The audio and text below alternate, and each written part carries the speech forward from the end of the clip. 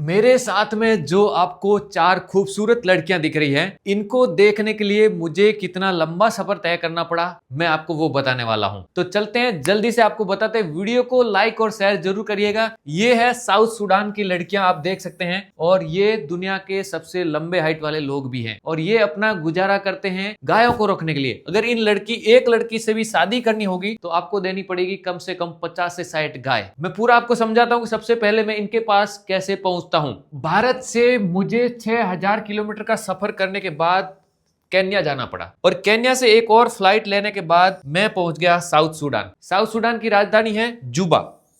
अभी मैं आपको जुबा लिए चलता हूं। अब साउथ सूडान जो देश है, वहां पे जाना आसान काम नहीं, उसके लिए काफी सारी पहले तैयारियां करनी पड़ती हैं, और वीजा और लोकल गाइड से पहले आपको संपर्क करना पड़ता है। इस देश की बात करें तो इसके चारों ओर में कौन कौन से देश है। एक तरफ इथोपिया है, दूसरी तरफ सूडान है, एक तरफ सेंट्रल अफ्रीका रिपब्लिक है, और DRC Congo, Uganda and Kenya, ये इसके आसपास के पड़ोसी देश हैं। तो इसमें जाने के लिए आपको नजदीकी देश में जाना पड़ेगा। मैं केन्या पहुंचा और केन्या से साउथ सूडान पहुंचा। अब ये देश का नाम साउथ सूडान क्यों है? क्योंकि ये पहले सूडान का ही पार्ट था, और इसमें से ये अलग हुआ था 2011 में, और ये इस देश के साउथ की तरफ है। जैसे हमारे भारत में चेन्नई इस तरफ जो तमिलनाडु तेलंगाना जो है, उसको हम साउथ बोलते हैं, वैसे भी ये साउथ में है, तो इसलिए इसको साउथ सूडान कहते हैं। और सूडान देश में जो लोग रहते हैं वो अरेबिक जैसे दिखाई देते हैं, और ये साउथ सूडान वाले जो लोग हैं वो अफ्रीकन जैसे दिखाई देते हैं। इनका जो वातावरण है, इनका जो एरिया का माहौल है, उसके हिसाब से वो लोग अलग तरह के दिखाई देते हैं, अलग तरह से धीरे धीरे हजारों वर्षों से बन गए हैं। और साउथ सूडान में मैं पहुंचा सीधा इसकी राजधानी, जिसका नाम है जुबा। इस देश में मुख्य रूप से एक ही एयरपोर्ट है जहां से आप एंट्री कर सकते हैं। यहाँ लैंड बॉर्डर से भी आ सकते हैं बाई रोड, जैसे बस वगैरह से, युगांडा से, लेकिन वो बहुत ही खतरनाक रास्ता, टूटी फूटी सड़कें, और कई घंटे लगते हैं, और बीच में कई सारे चेक पोस्ट और सिक्योरिटी इश्यू भी होते हैं।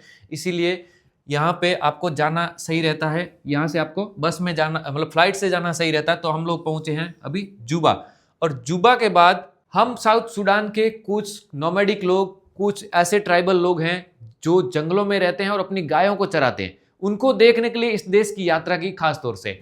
तो वो रहते हैं इस नाइल नदी के किनारे पे। ये जो आपको नदी दिखाई दे रही होगी, ये नदी दुनिया की सबसे लंबी नदी है, इसको नाइल नदी कहते हैं, और हमारे यहाँ पे किताबों में नील नदी भी पढ़ाते हैं। तो ये नाइल नदी 6600 किलोमीटर से भी ज्यादा लंबी है, जो युगांडा के विक्टोरिया से लेक से निकल करके सीधी इजिप्ट तक जाती है। ये जो दुनिया की सबसे लंबी नदी जो है, जिसको हम नाइल नदी कहते हैं, ये हजारों वर्षों से इसके आसपास जो जीवन पनपा है, जैसे आप अफ्रीका में देख लो या इजिप्ट में देख लो, साउथ सूडान, सूडान, खार्तूम, जहां पे अभी लड़ाई चल रही है, वहां सब, तो ये हजारों वर्षों से लोग यहाँ पे रहते थे। जो हमने इजिप्ट के पिरामिड के बारे में जो पढ़ाई की है, वो भी इसी नदी के पानी के इस तरफ से इस तरफ पत्थर ले जाते थे, ऐसे ये लोग रहते थे। तो ये इसी नदी के किनारे पे जुबा शहर बना हुआ है, और इसी नदी के किनारे किनारे वो लोग रहते हैं जिनको मुंडारी ट्राइब कहते हैं, जिनको ढीनका ट्राइब कहते हैं। वो दुनिया के सबसे ऊंचे लोग हैं, और एक एक आदमी के पास, एक एक परिवार के पास 500,000 गाय होती हैं। वो गाय सिर्फ इसलिए रखते हैं कि ताकि उनके बेटे की शादी करनी हो तो 50-60 गाय देकर के शादी कर सकते हैं।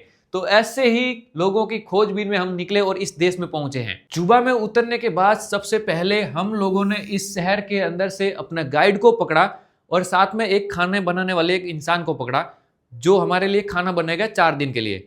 सब राशन पानी भी हमने यहाँ पे खरीद लिया, और उसके बाद हम लोग जंगल में 4 घंटे के लिए सड़क से निकले और सीधा इस तरफ निकल चुके थे, बोर गांव की तरफ। बोर गांव करीबन 100-150 किलोमीटर दूर है, लेकिन जाने में 4 घंटा इसलिए लगता है कि सड़क अच्छी नहीं है। और जैसे ही हम जुबा से निकले हैं, राशन पानी और गाड़ी के साथ में, हमें यह नजारा देखने को मिला। सड़क पर 2 बंदूकधारी आपको दिखाई दे रहा होगा, इस भाई के साथ में आपको गन दिखाई दे रही होगी, हाथ में एक लकड़ी भी है और पांव में चप्पल है। उनके साथ में है ये उनका धन दौलत, जिसको गाय कहते हैं हम लोग।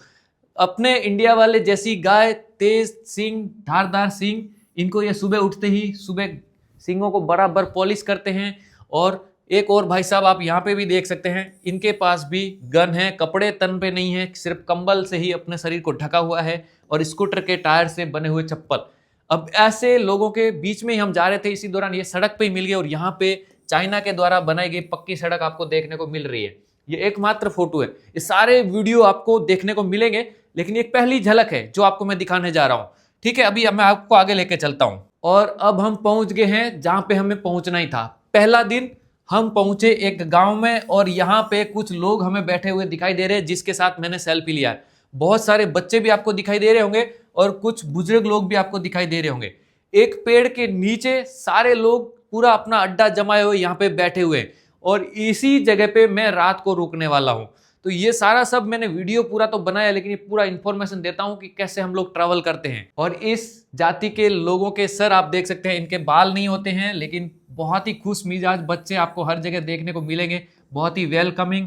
दांत इनके साफ सुथरे, क्योंकि ये सुबह उठते ही बड़ी सी लकड़ी से ये ब्रश भी करते हैं। ये जो ट्राइब है इसको बोलते हैं डिनका ट्राइब। ये डिनका ट्राइब के लोग बड़ी बड़ी झोपड़ियां बनाते हैं और इस झोपड़ियों के अंदर गायों को रखते हैं। भाई साहब, जितने अच्छे तरीके से वो खुद नहीं रहते उतने अच्छे तरीके से अपनी गायों को रखते हैं। और जैसे ही हम वहां पहुंचे थे उस दिन ये झोपड़ी बना रहे थे भाई साहब, आप देख सकते हैं। और आसपास कुछ हरियाली भी बहुत ही अच्छी थी। और ये लोग नाइल नदी के किनारे अपना रहन सहन और बसेरा बनाते हैं। ये परमानेंट नहीं रहते, झोपड़ी बनाते और रहते हैं। और झोपड़ी कैसे बना रहे थे? ये इस घास से, जिसको मैं अभी चेक कर रहा हूं यहाँ पे। तो ये सारी जो इन्फॉर्मेशन मैं आपको बता रहा हूँ, ये सारा पूरा वीडियो डिटेल में बताऊंगा। साउथ सूडान, जहाँ पे जाना आसान नहीं है, और इस देश में घूमने का मेरा करीबन 2.5 से 3 लाख रुपए खर्च हो रहा है सिर्फ 5 ही दिन का। ठीक है, तो आपको पूरा वीडियो के द्वारा आगे भी बताऊंगा। अभी तक इतनी इन्फॉर्मेशन आपको दी कि इंडिया से यहाँ कैसे पहुंचा और पहुंचने के बाद पहली नजर में हमें क्या देखने को मिला।